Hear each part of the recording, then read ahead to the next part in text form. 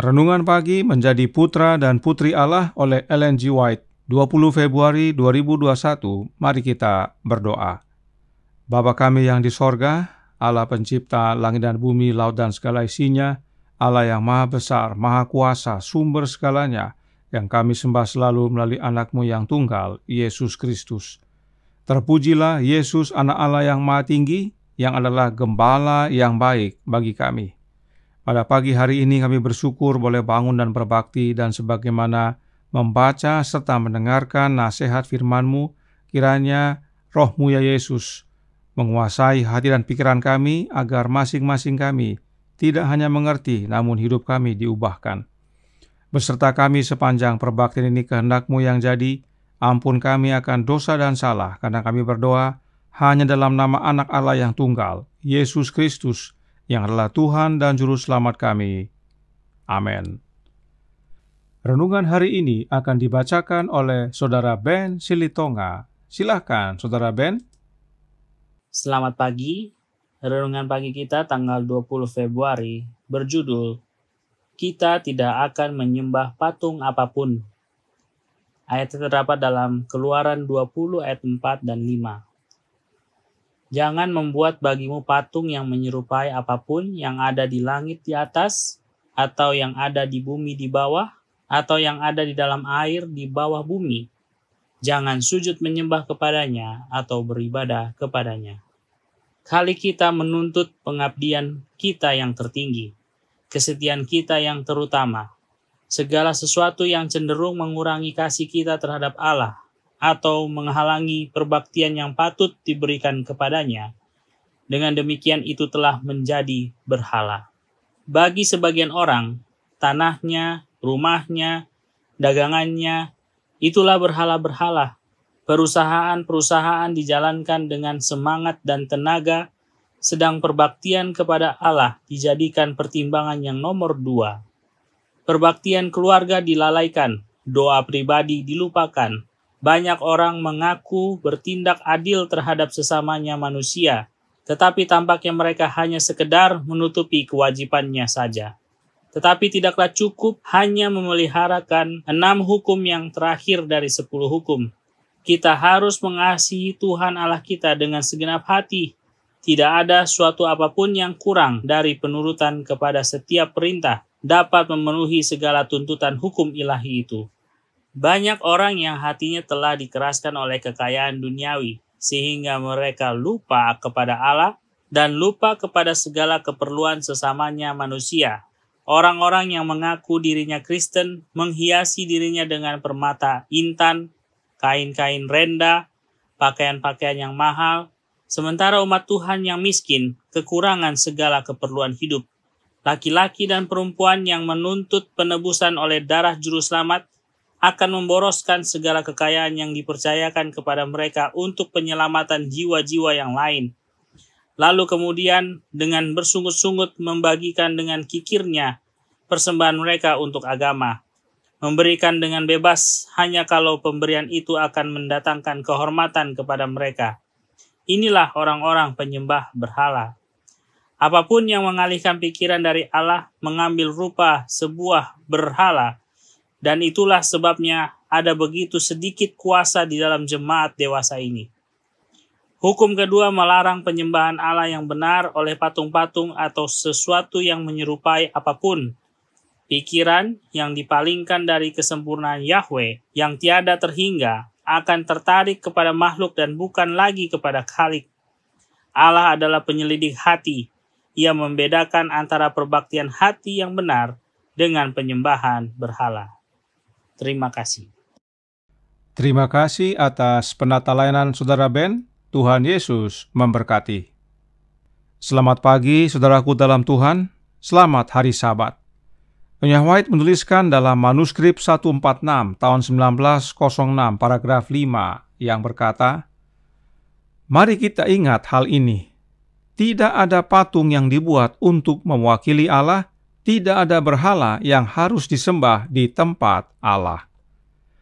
Roh Nubuat menjelaskan akan hal ini dalam Para Nabi dan Bapa, volume 1, halaman 320, paragraf 4, yang menjelaskan, Hukum yang kedua melarang perbaktian kepada Allah yang benar melalui patung-patung atau barang peta.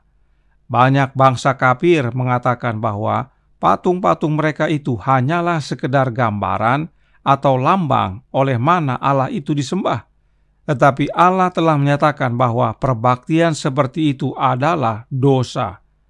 Usaha untuk menggambarkan oknum yang kekal itu oleh benda-benda materi akan merendahkan dasar pemikiran manusia tentang Allah.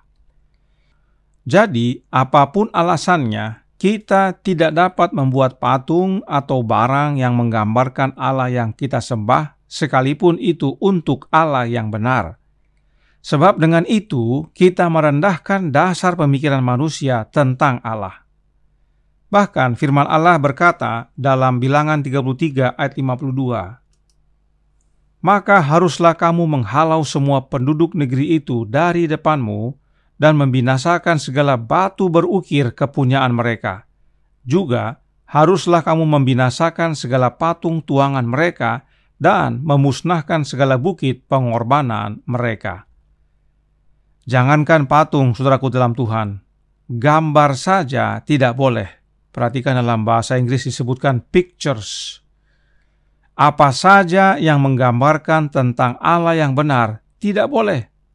Itu sama dengan berhala dan merendahkan pemikiran kita tentang Allah yang kita sembah.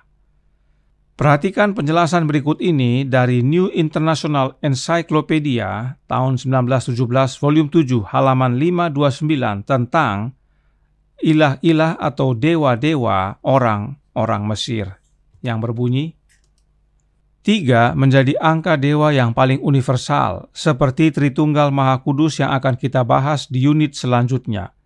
Ada 3 dewa utama Babel, Anu, Bel, dan Ea, yang melambangkan langit, bumi, dan jurang yang dalam.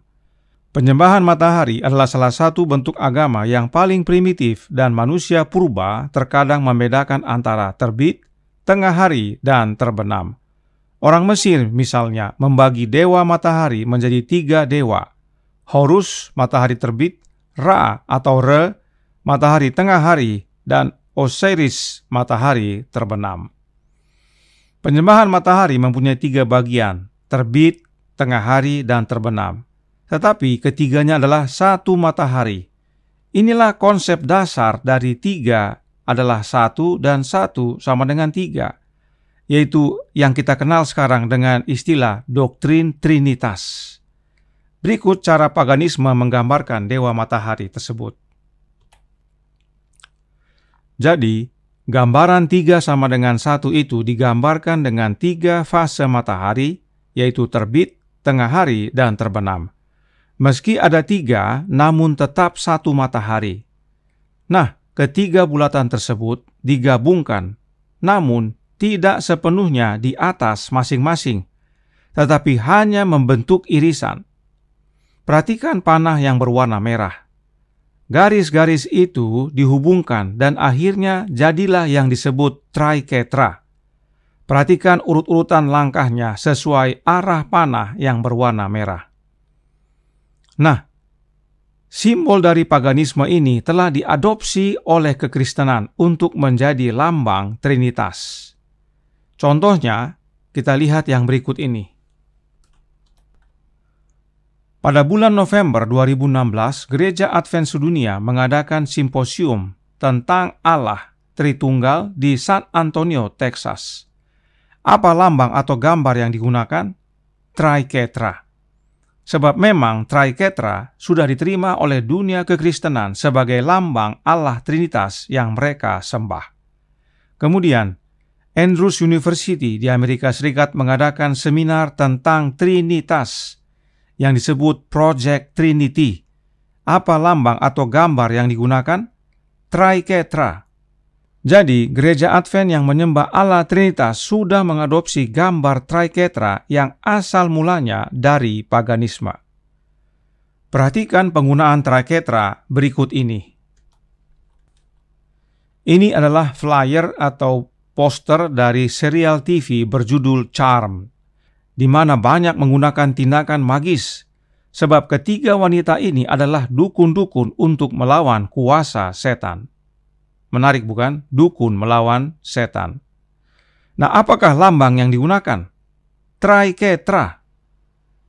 Triketra digunakan untuk lambang film ini.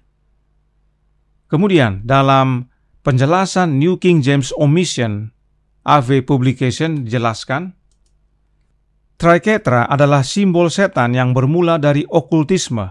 Hal itu selalu diasosiasikan dengan keyakinan paganisme, praktek-praktek setan, dan ilmu sihir. Triketra tersusun dari 3 angka 6 yang saling berlapis. Perhatikan gambar yang di tengah. Logo ini adalah simbol kuno untuk Trinitas pagan. Simbol dipopulerkan kembali oleh satanis Aleister Crowley untuk Royal Arch atau Lucifer dari tingkatan ketiga Masonry York Order. Dari keterangan tersebut, simbol Triketra masih digunakan sampai saat ini oleh kelompok rahasia seperti Masonry atau Freemason.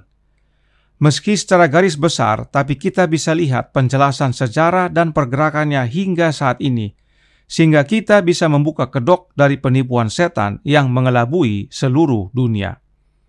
Masih ingat tentang Aleister Crowley dari seminar musik Distraction Dilemma dan renungan pagi beberapa hari yang lalu? Apa ajarannya? Do what thou wilt.